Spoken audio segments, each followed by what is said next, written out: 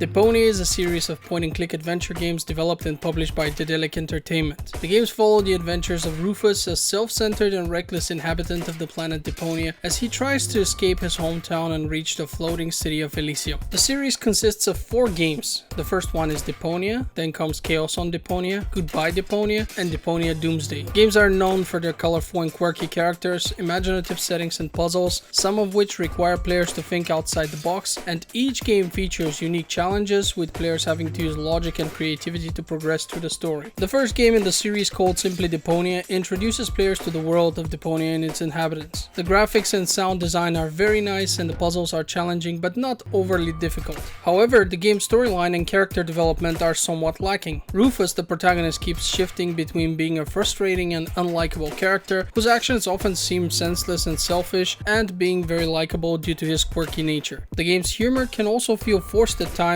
and some of the jokes fall flat, but for the most part I found them to be quite entertaining. Despite these shortcomings, Deponia sets the stage for the rest of the series and introduces us to the world and characters which we will come to know and love. It also sets up a conflict between Rufus and the ruling elite of Elysium, which becomes a central theme throughout the series. Chaos on Deponia is the second game in the series and improves on the first one in many ways. The graphics are even better, the puzzles are more varied and challenging, and the storyline is more engaging. The story also introduces new characters that add depth and humor to the game world. The player must navigate the relationship between Rufus and Goal as they work together to try to get Goal to remember her true identity and return to Elysium. The humor and wit are top notch in this one, and the puzzles are clever and rewarding. However, Chaos on Deponia suffers from some pacing issues, with some sections feeling too drawn out and others feeling quite rushed. Despite this, the game is still enjoyable and provides a satisfying continuation of the story. Goodbye Deponia is arguably the best one in the series. The graphics are stunning, the puzzles are clever, and the storyline is emotionally engaging.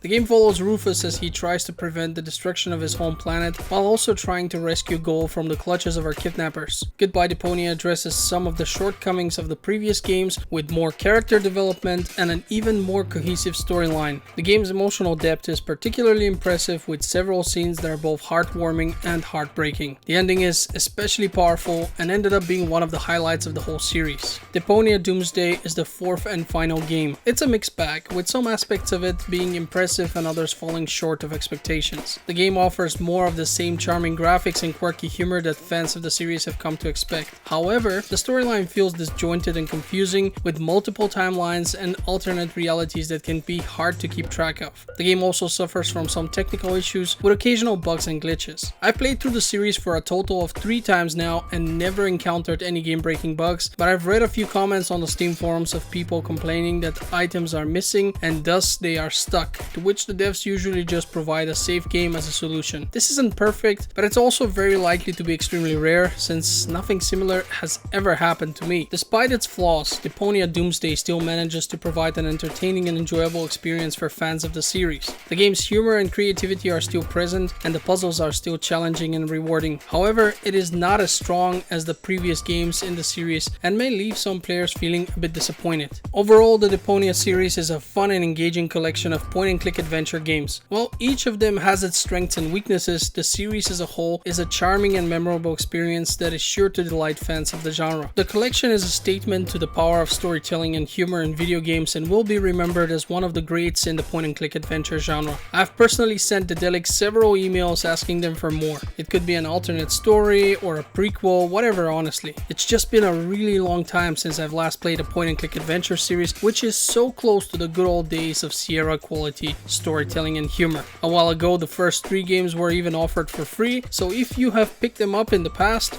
now is the time to play them without any excuses left for you. Should you have missed it, I can recommend that you get them from GOG.com, where all the games are being sold as a single package under the name Deponia Full Scrap Collection for around $60. And if you ask me, it's definitely worth the price. Naturally, they're also sold individually. With that having been said, I want to thank you for watching Game Filter. I hope this review has been informative and entertaining, and would love to see you on the next one. Until then, have a great day. This is Nino signing out.